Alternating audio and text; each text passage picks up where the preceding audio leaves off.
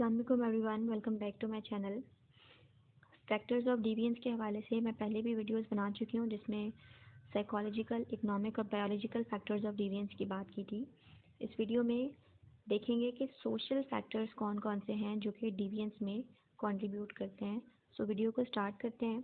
First of all, sociologist जितने भी हैं उनके मुताबिक वो तमाम फैक्टर्स जो कि इंडिविजुअल के बाहर के होते हैं, यानी कि जो सोसाइटी से रिलेटेड जो सोशल फैक्टर्स होते हैं उनकी वजह से भी डिविएंस बिहेवियर होता है। They presume that an individual's environment में cause him to show deviant characteristics. जो सोशियोलॉजिस्ट हैं उनका ये मानना है कि इंडिविजुअल के बाहर के माहौल के जितने भी करेक्टरिस्टिक्स हैं या माहौल के जो फैक्टर्स हैं उनकी वजह से एक इंडिविजुअल जुर्म करता है।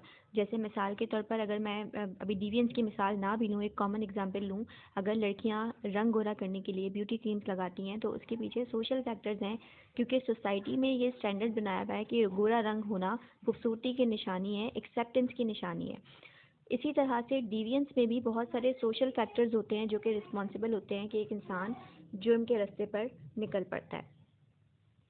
मैं डिविएंस को एक्सप्लेन करूंगी कुछ इंपॉर्टेंट थ्योरीज से जिनका नेम है social disorganisation theory, labelling theory, economy या structural stress theory and cultural transmission और डिफरेंशियल थ्योरी।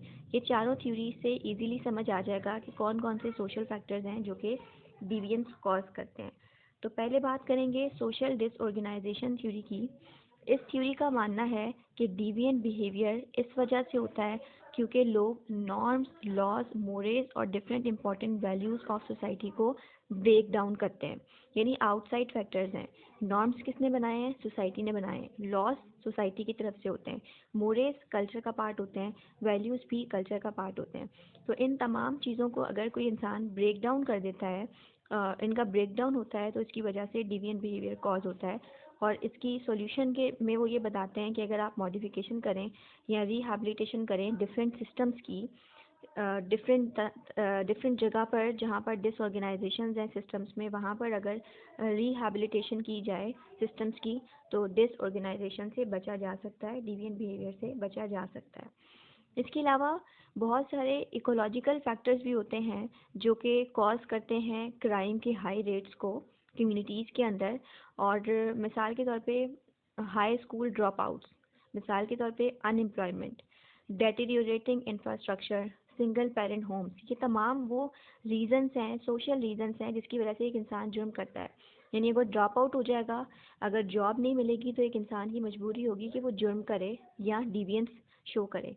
अगर इंफ्रास्ट्रक्चर में ही प्रॉब्लम्स आएंगे तो भी, और इसके अलावा जो सिंगल पेरेंट होम्स हैं जहाँ बच्चों की तरबियत अच्छे अंदाज में नहीं हो पाती है, या डुअल अर्नर फैमिलीज़ हैं जहाँ माँ बाप दोनों कमाते हैं और बच्चों की तरबियत करने वाला कोई भी मौजूद नहीं होता है, फिर उन बच्चों की तरबियत टैबलेट्स करते हैं, मोबाइल फ़ोन करते हैं, और इन मोबाइल फ़ोन्स के अंदर डिफरेंट वायलेंट टीवी प्रोग्राम्स होते हैं, वायलेंट गेम्स होते हैं जो कि बच्चों के माइंड्स को नेगेटिव तरीके से ट्रेन करते हैं।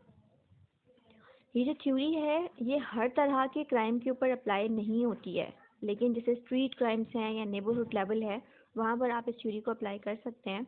और ये ऑर्गेनाइज्ड क्राइम, कॉर्पोरेट क्राइम और डिविएंट बिहेवियर वगैरह को अच्छे से नेबर सेटिंग में एक्सप्लेन करती है। अब बात करेंगे लेबलिंग थ्योरी की। ये एक और इम्पॉर्टेंट सोशियोलॉजिकल थ्योरी है जो कि ये बताती है कि किस तरह से सोशल फैक्टर्स एक इंसान को डिविएंट बनाते हैं या डिविएंस को किस तरह एक्सप्लेन कर सकते हैं। सबसे पहले लेबलिंग थ्योरी का मतलब है societies labelling on behaviours as deviant causes deviant behaviour. जितने भी बिहेवियर्स डिविएंट होते हैं ये सोसाइटी की तरफ से लेबलाइज्ड होते हैं, यानी सोसाइटी लेबल लगाती है कि फ़लाना बिहेवियर डिविएंट बिहेवियर है, तो फिर उसकी वजह से ऑब्वियसली डिविएंस कॉज होती है। मिसाल के तौर पर एक छोटी सी एग्जांपल है, हम कहते हैं कि भाई मस्जिद में या पाक जगह पर चप्पल पहन के जाना गलत बात है, डिविएंस है। तो अगर एक इंसान चला जाता है तो वो डिविएंट बिहेवियर कहलाएगा, लेकिन ये जो लेबल लगाया है इसके ऊपर डिविएंस का, ये सोसाइटी ने लगाया है। अगर कहते हैं कि लड़की बगैर दुपट्टे के पाकिस्तानी सोसाइटी के अंदर बाहर जाएगी तो वो डिविएंस है, तो ये लेबल सोसाइटी लगाने वाली है। यानी डिविएंस खुद एक सोसाइटी की तरफ से लेबल है, और जब उन चीज़ों को वायलेट किया जाता है तो वो जो डिविएंस है वो भी एक तरह से सोशल ही होती है, सोशल फैक्टर्स होते हैं। Behaviors are labeled or tagged as proper or improper, moral or immoral, good or bad. ये जितने भी बिहेवियर्स हैं इनको अच्छा बुरा, मोरल या इमोरल, इखलाकी गैर इखलाकी कहने वाली भी सोसाइटी ही होती है। सोसाइटी ही बताती है, कल्चर सोशल कंस्ट्रक्शंस होती हैं, सोसाइटी ही सही और गलत का फैसला करती है और फिर उस सही और गलत के पैमाने पर हम डिविएंस को देख रहे होते हैं और डिविएंट बिहेवियर को लेबलाइज कर रहे होते हैं। वो तमाम behavior which transgress the social norms and values are labeled or socially defined label. They are in turn functions by ostracism or punishment. Society he norms बनाती है, फिर उन नॉर्म्स की वायलेशन पे सोसाइटी ही कहती है कि ये डिवियंस है और फिर सोसाइटी ही पनिशमेंट देती है। तो ये तमाम बिहेवियर्स जो कि डिवियंस हैं ये बेसिकली सोशल कंस्ट्रक्शंस हैं, लोगों ने ही नॉर्म्स बनाए हैं और लोग ही उनके ब्रेक करने पे डिवियंस का लेबल लगा देते हैं। ये जो थ्योरी है labelling theory, it is concerned with how the self-identity and behavior of individuals may be determined or influenced by the terms used to describe or classify. It is associated with the concepts of self-fulfilling prophecy and stereotyping. I repeat, यहाँ पे भी वही बात हो रही है कि किस तरह से एक इंसान अपने आप को मुजरिम कहता है, किस तरह से एक इंसान डिविएंट बनता है, ये तमाम चीज़ें सोसाइटी के ऊपर बेस कर रही होती हैं, सोसाइटी लेबल लगा रही होती है। एक छोटा सा बच्चा है, अगर वो फॉर इंस्टेंस अगर उसके घर से उसको तरबियत नहीं मिल रही और वो स्कूल में जाकर किसी बच्चे की पेंसिल चुरा लेता है मिसाल के तौर पर, टीचर बजाय उसको समझाने के, क्योंकि अभी उसकी एज कम है, उसका सीखने का अमल है, टीचर उसको समझा के उसको सोशलाइज कर सकता है, लेकिन टीचर अगर उसके ऊपर लेबल लगा देगा कि ये चोर बच्चा है, वो बच्चा सारी ज़िंदगी उसी चीज़ को लेकर आगे की तरफ बढ़ता रहेगा और अपने ऊपर उस लेबल को एक्सेप्ट कर लेगा और वो लेबल उसके लिए नॉर्मलाइज हो जाएगा। तो जितने भी एजेंट्स हैं सोशलाइजेशन के, वो एक इम्पॉर्टेंट रोल प्ले कर सकते हैं कि किस तरह से हम इंडिविजुअल्स को हेल्दी इंडिविजुअल्स और कंफॉर्मिस्ट बना सकते हैं।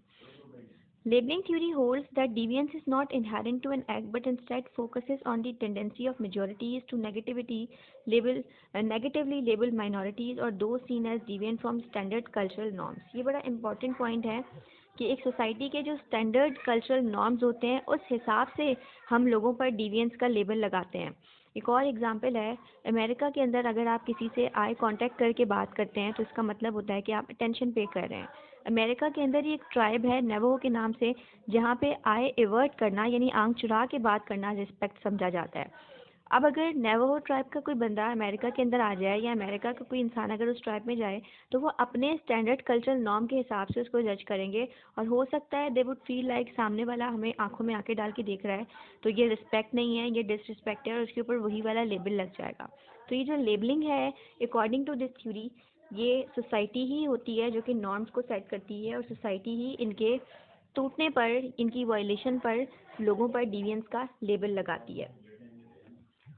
Unwanted categorization, including terms related to deviance, disability, mental disorder, may be rejected on the basis that they are merely labels. अब लोगों को अगर हम डिसेबल कह देते हैं, डिविएंट कह देते हैं, मेंटल डिसऑर्डर का नाम दे देते हैं, तो ये तमाम चीज़ें बेसिकली लेबल्स हैं जो लोग ही दूसरों पर लगा रहे होते हैं। नेक्स्ट थ्योरी है इनॉमी थ्योरी या स्ट्रक्चरल स्ट्रेस थ्योरी।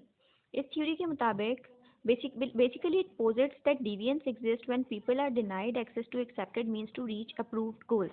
इस थ्योरी के मुताबिक जब सोसाइटी में रहने वाले लोगों का जो गोल्स होते हैं उन तक पहुंचने का जो जरिया है वो गलत होता है, डिनाइड होता है, एक्सेप्टेड नहीं होता, तो वो डिविएंस एग्जिस्ट करती है। जिसे डरखाइम ने इंट्रोड्यूस किया था इनॉमी की टर्म को, जिसका मतलब था एक कंडीशन किसी भी सोसाइटी में जहाँ पे individuals find that prevailing social norms are ill defined, weak और कन्फ्लिक्टिंग। जब एक इंसान एक ऐसी सोसाइटी में रहने लगे जहाँ पे उसको ऐसा लगे कि यहाँ के जो नॉर्म्स हैं वो वीक हैं या इल डिफाइंड हैं या कॉन्फ्लिक्टिंग हैं, उससे डिफरेंट है, तो फिर वो डिविएंट बन जाएगा। उसमें इनॉमी वाली फीलिंग आएगी, तन्हा अकेलेपन की फीलिंग आएगी। उसको लगेगा कि मेजॉरिटी कल्चर से मैं डिफरेंट हूँ, मेरी सोच, मेरे नज़रिए, मेरी आदतें, मेरे नॉर्म्स बाकी सोसाइटी से डिफरेंट, ना सिर्फ डिफरेंट बल्कि अपोजिट हैं। तो वो खुद को तन्हा फील करेगा और वो डिविएंस की तरफ जा सकता है। मिसाल के तौर पे बहुत सारे ऐसे लोग हैं that they expect to have a job but economy में नॉट प्रोवाइड इनफ जॉब्स। अब जैसे अब ज़रिए की बात हो रही है यहाँ पे, एक इंसान चाहता है कि मैं जॉब करूं लेकिन इकोनॉमी उसको जॉब प्रोवाइड नहीं कर रही, वो जॉबलेस है या जॉब सीकर है, तो हो सकता है वो इलीगल एक्टिविटीज़ में इन्वॉल्व हो जाए ताकि वो अपने गोल को एक्सेप्ट कर सके, अचीव कर सके। इसका सॉल्यूशन ये है कि जब आप गोल्स की तरफ लोगों को एक्सेस दे देंगे, तमाम लोगों को इक्वल अपॉर्चुनिटीज़ मिल जाएंगी कि वो अपने गोल्स को अचीव कर सकें, जो कि एक बहुत मुश्किल चीज़ है। सब लोगों के पास इक्वल अपॉर्चुनिटीज़ नहीं होती, सोसाइटी में इनइक्वालिटीज़ पाई जाती हैं। लेकिन अकॉर्डिंग टू दिस थ्योरी, जब लोगों के पास अपने गोल्स को अचीव करने के लिए सही रास्ता नहीं होता तो वो गलत रास्ता इख्तियार करते हैं। तो अगर लोगों को सही रास्ते पहुंचा दिए जाएं, लोगों तक उनको एक्सेस दे दिया जाए, तो डिविएंस कम हो सकती है। नेक्स्ट थ्योरी है cultural transmission theory. It was developed by Edwin Sutherland, and he proposed that through interaction with other individuals, we learn the values, attitudes, techniques, and motives for criminal behavior.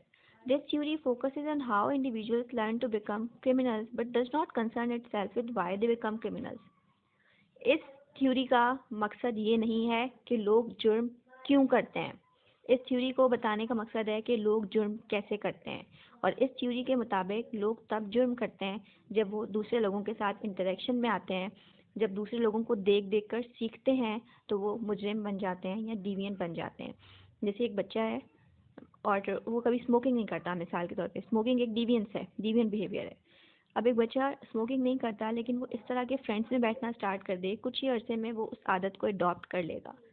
इसी तरह से man is known by the company he keeps, इंसान अपनी सोहबत से पहचाना जाता है। ये स्टेटमेंट क्यों दी जाती है? क्योंकि जब आप अपने इर्द गिर्द चीज़ों को देखते हैं, उनको अनकॉन्शियसली या कॉन्शियसली अडॉप्ट करना स्टार्ट कर जाते हैं, तो डिविएंट बिहेवियर अपने आप आता है। और मज़ीद इस थ्योरी का कहना है कि जो डिविएंस है ये सोशलाइजेशन या फिर नॉर्म्स की ट्रांसमिशन के थ्रू लोगों तक पहुंचती है। और इस थ्योरी की तरफ से सॉल्यूशन ये है कि जब लोगों को एजुकेशन प्रोवाइड की जाए, उनको उनके लिए रोल मॉडल्स प्रोवाइड किए जाएं सक्सेसफुल पीपल के, रिहैबिलिटेशन हो, पनिशमेंट्स हों, तो इस तरह की तमाम चीज़ें मिलकर लोगों को डिविएंस से बचा सकती हैं। सो ये कुछ फैक्टर्स थे, यानी ऑल इन ऑल अगर हम समराइज़ करें तो हमें समझ आता है कि लोग एक दूसरे को देखकर सीखते हैं, सोशलाइजेशन के थ्रू सीखते हैं, ट्रांसमिशन के थ्रू सीखते हैं। ये डिफरेंट एक्सप्लेनेशंस हैं थ्योरीज की जो ये बताती हैं कि किस तरह से सोशल फैक्टर्स डिविएंस को कॉज करते हैं। आई होप ये वीडियो हेल्पफुल रही है। इस तरह की मज़ीद वीडियोज़ के लिए मेरे साथ कनेक्टेड रहिए। Thank you very much. Have a good time.